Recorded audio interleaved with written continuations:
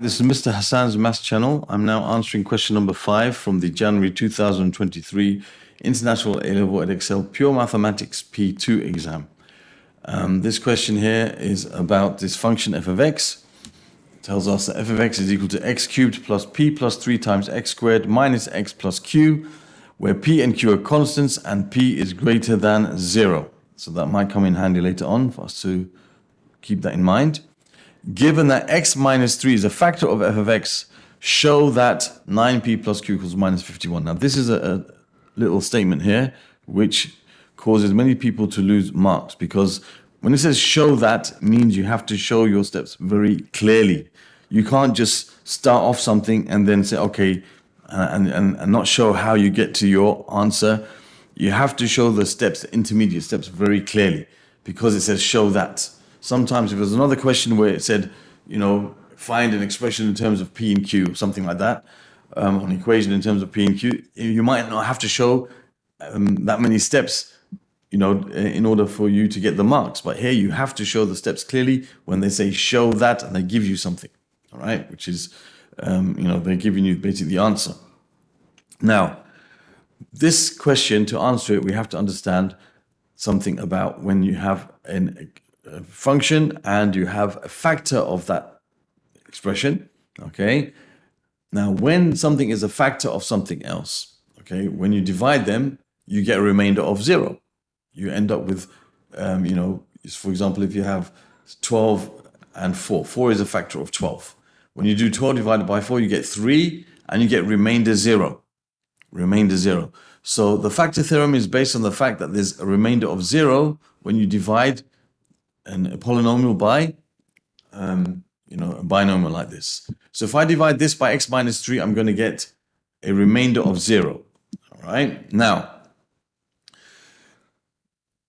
using the factor theorem, okay, is basically if you substitute whatever makes the bracket x minus 3 become 0, whatever value of x makes this 0, which is 3, that number, when you substitute it into the original expression, is going to make the whole function become 0. If x minus 3 is a factor, then whatever value of x that makes that 0, which is 3, will cause the whole expression to become 0 when you substitute it into it. So you can say as x minus 3 is a factor of f of x, therefore f3 has to be equal to 0. Okay, so what we're going to do here is we're going to replace the x with 3. So we have 3 cubed plus p plus 3 times 3 squared minus 3 plus q, and that's going to equal 0. So this is 27 plus 9 times p plus 3 minus 3 plus q is equal to 0. And now let's expand this any further. So 27 plus 9p plus another 27, 9 times 3 is 27, minus 3 plus q equals 0. So now we have our 9p, we have our plus q, and then we got 27 plus 27, which is 54, 54 minus 3, which is 51. So plus 51 is equal to 0. So therefore we can show that, what we have to show, that 9p plus q is equal to negative 51, subtracting 51 from both sides. That's exactly what we had to show. And we've done that, showing the steps very clearly, stating, okay, the fact that we used, the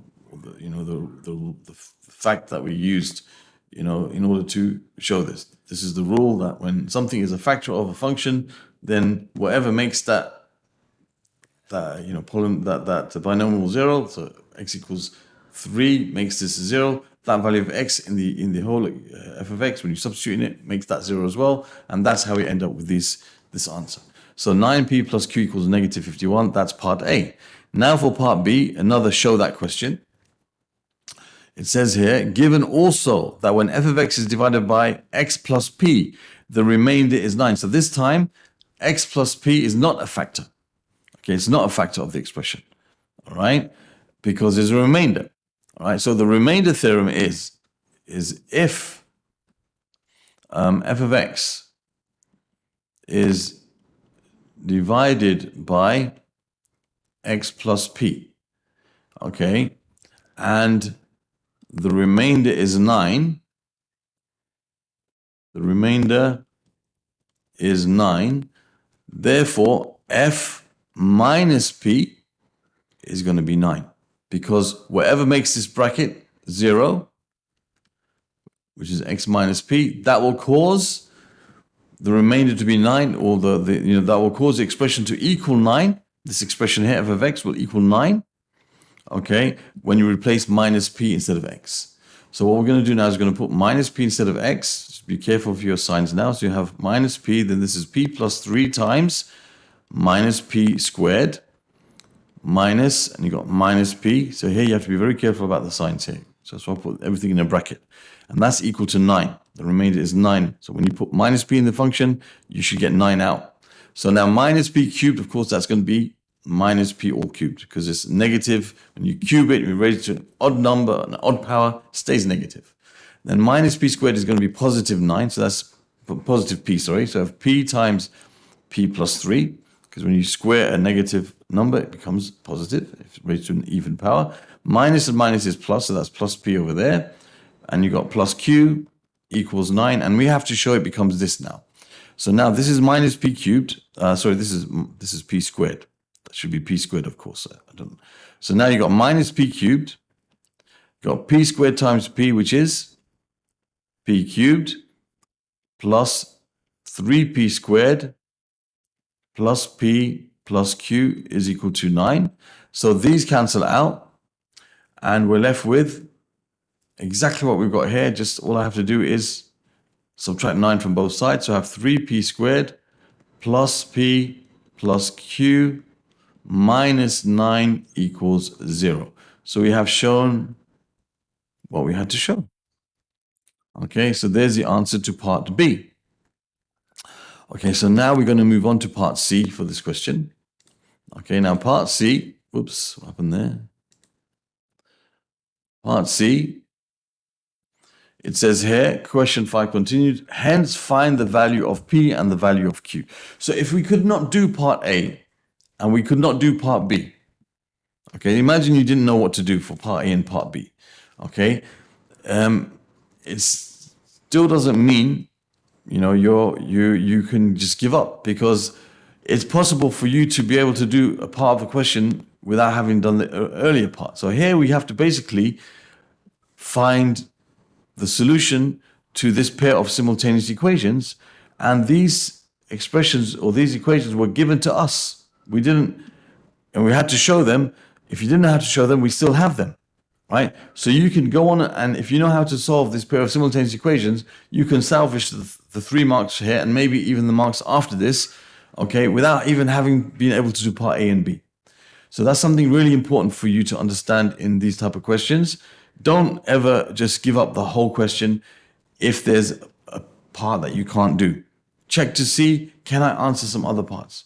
And a lot of questions are designed, especially nowadays, that, they give you certain things that, don't, so that you're not relying on the earlier parts of the questions to be able to answer after the parts after it. So it's important for you to check always, can I answer this question? So we've got to solve this pair of simultaneous equations, all right? Now, this is one of them is got like a quadratic type of, it's got a square term. So what I would do here, there's different ways you can do it, but it seems to me the easiest thing to do is to take the linear equation here, and it looks like Q is easy to make the subject. So if I subtract 9p from both sides, I have Q equals negative 51 minus 9p. And now I can replace the Q here with negative 51 minus 9p. So I have 3p squared plus p, and I have plus negative 51 minus 9p. Then I've got minus 9. So I've just taken this Q and replaced it with this. Okay, simple as that. And that's equal to 0. So now I'm going to have an equation which has just p in it. As we can see, the q has been eliminated, so we can be able to find what p is, and then once we've done that, we can find what q is.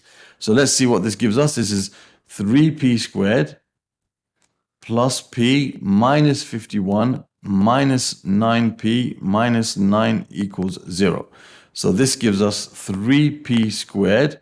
You're going to have minus 8p, p minus 9p, and minus 51 minus 9 is minus 60 equals 0. So this is a quadratic equation now that we have to solve. Okay, now we could use a quadratic formula. We could use completing the square. But I'm going to first see if we can factorize it. I think this should factorize. So to factorize this, I like to use this method here when I have to split the middle term. This is like splitting the middle term, but in a visual way.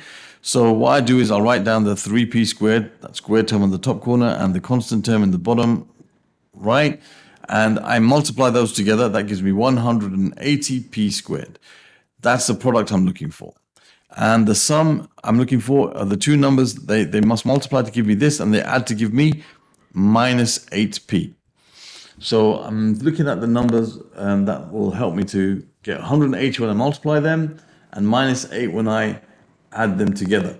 Now, I know they must have different signs because, they must have, that's minus 100, that's minus 180.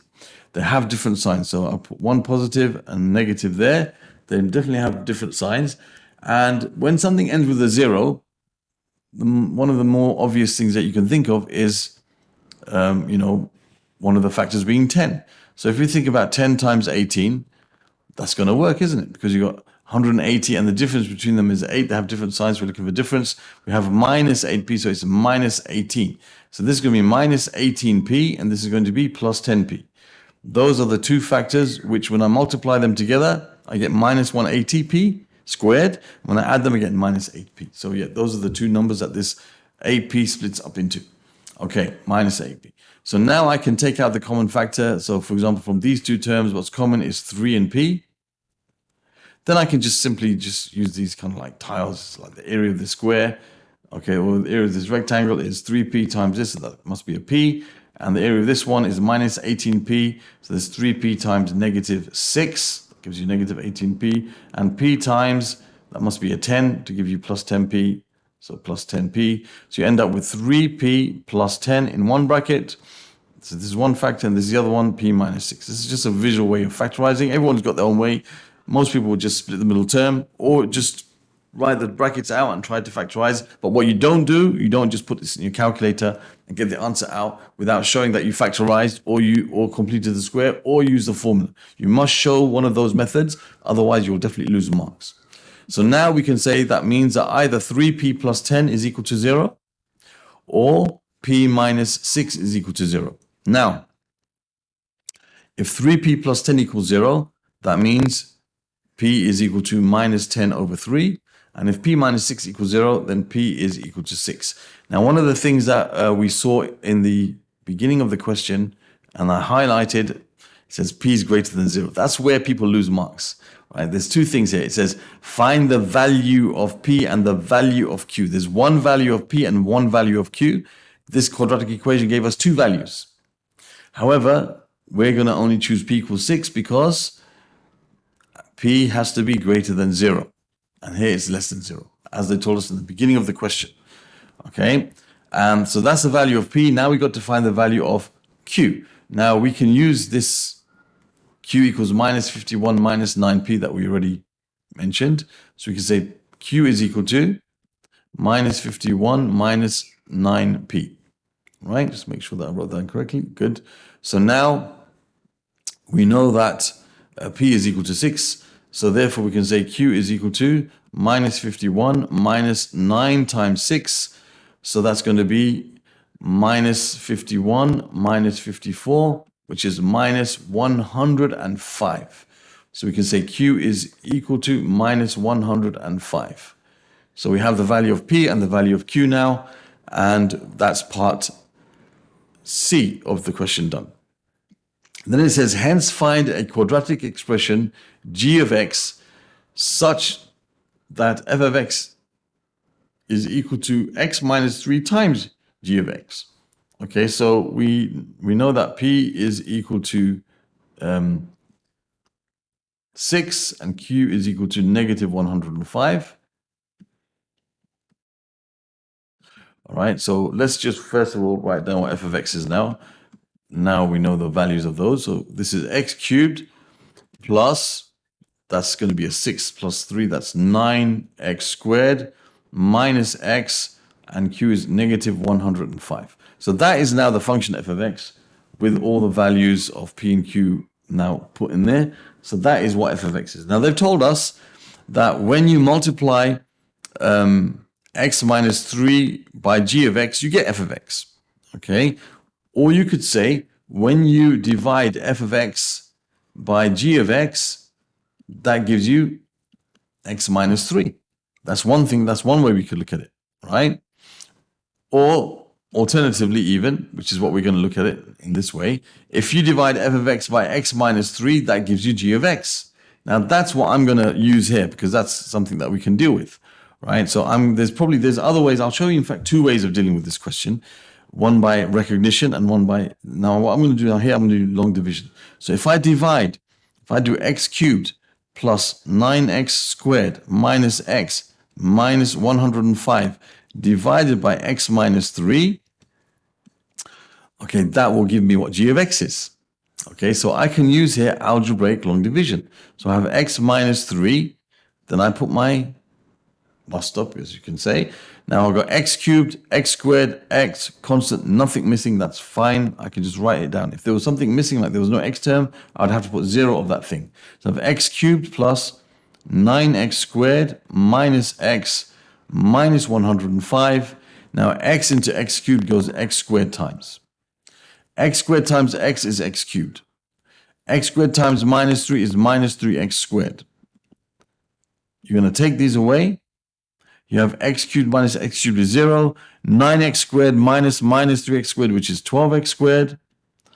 Bring down the next term, which is the x. Then we have x goes into 12x squared, 12x times. 12x times x minus 3, that's 12x squared minus 36x. Okay, and then next what we have to do is we have to subtract these, just like long division as we know. These two subtract gives us 0. We have minus x plus 36x. So minus x plus 36x is going to be 35x. Bring down the next term, which is negative 105. X into 35x goes 35 times. So you've got plus 35. And when you multiply these, 35 times x is 35x. 35 times 3, that's 90 plus 15. So it's negative 90. So it's negative 105. Of course, there's going to be no remainder because we know that it's a factor.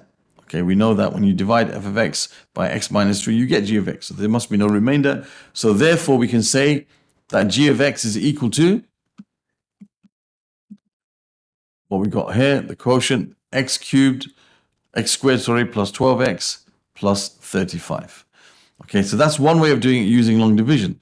Another method we could have used is we could have said, okay, that we know that you got x minus 3 times something gives you x cubed plus 9x squared minus x minus 105. Okay, and this something is a quadratic because you have a linear times a quadratic gives you a cubic. So it's ax squared plus bx plus c. And then you could use some sort of what's called comparing coefficients and recognition. So you say, okay, x times ax squared, well, there's a 1x cubed here. So if you look at the x cubed terms, on this side of this, it's like called an identity. The x cubed term is going to be ax cubed. On this term, it's 1x cubed. So a must be equal to 1. Okay, and if you look at the constant term, for example, the constant term, on this side, the constant term is going to be minus 3 times c, so it's minus 3c. On this side, the constant term is minus 105, so that means c is equal to minus 105 divided by minus 3, which gives you plus 35. Minus divided by minus is plus. 3 goes into 105 35 times. 3 into 10 goes 3 times, remainder 1, so 35. So we can see that this is 35, this is 1, and to find the b, we can compare, for example, the x squareds. if you compare the x squareds, on this side, the x squared term will become when you do x times b, which is bx, and when you do minus 3 times ax squared, which is minus 3a, okay, minus 3 times ax squared, those will be the only terms which will be x squared terms on this side. On that side, the x squared term is plus 9. So we know a already is 1. So you have b minus 3 times 1 equals 9. So b is equal to 12. So I worked out that this b is 12. So you have 1x squared plus 12x plus 35, exactly what we got before. So you can do by comparing coefficients. You can do by algebraic long division, as you wish. Okay, those both work fine. And that, I think, concludes this question. Yes, it does. So that's the end of this question part. Question number 5 from the January 2023 P2 Pure Mathematics 2 exam from Edexcel. Now, if you would like to see other questions from this particular paper, you will find them in the playlist that will be appearing in this region at the video. And you'll see questions dealing with factor and remainder theorems in the link over here that will take you to the playlist for that. You can subscribe to my channel by clicking on this link, and the video at the end here will tell you how we can use my channel in an efficient way and find what you need quickly. Thank you for watching, and see you soon.